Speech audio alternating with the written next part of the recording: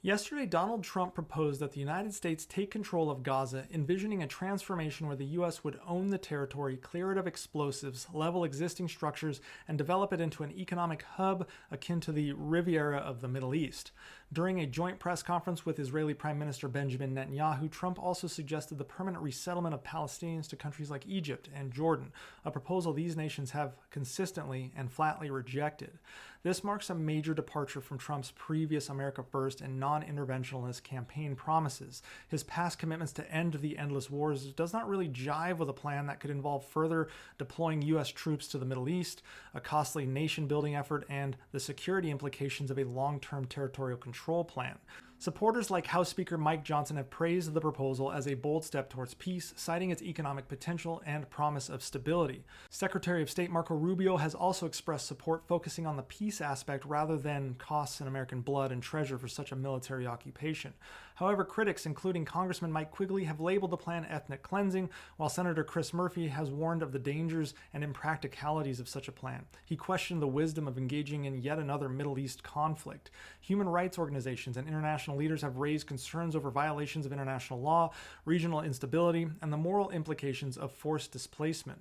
The cost of such an operation would likely exceed $1 trillion when you factor in military expenses, reconstruction, governance, and security, all of which flies in the face of Trump's pledges to reduce taxpayer burdens and the national debt. There is also the question of American lives lost, as a long-term presence in the region would inevitably invite attacks on U.S. troops from militant groups. Given that Trump has built his political brand on reducing foreign entanglements and cutting costs, this proposal puts MAGA Republicans in a difficult position. They will either have to reverse their stance on foreign intervention or push back against Trump's plan.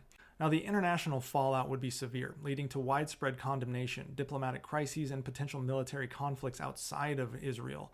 U.S. allies in Europe, including Germany, France, and the UK, would likely denounce the move as a violation of international law and Palestinian sovereignty, straining transatlantic relations.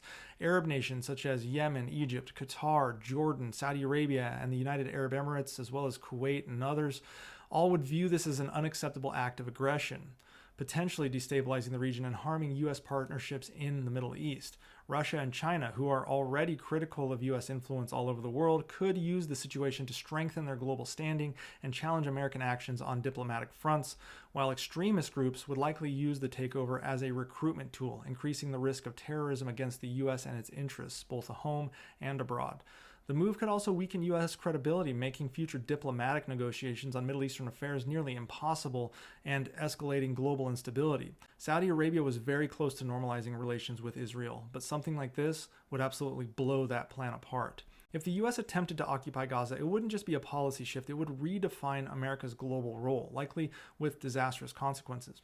A $1 trillion occupation, the displacement of millions, and a surge in terrorism that could put Americans in danger and would likely pull the U.S. into yet another Middle Eastern conflict against an ideology. It would alienate our allies, embolden our adversaries, and contradict the very principles Trump campaigned on, avoiding foreign entanglements, cutting spending, and putting America first.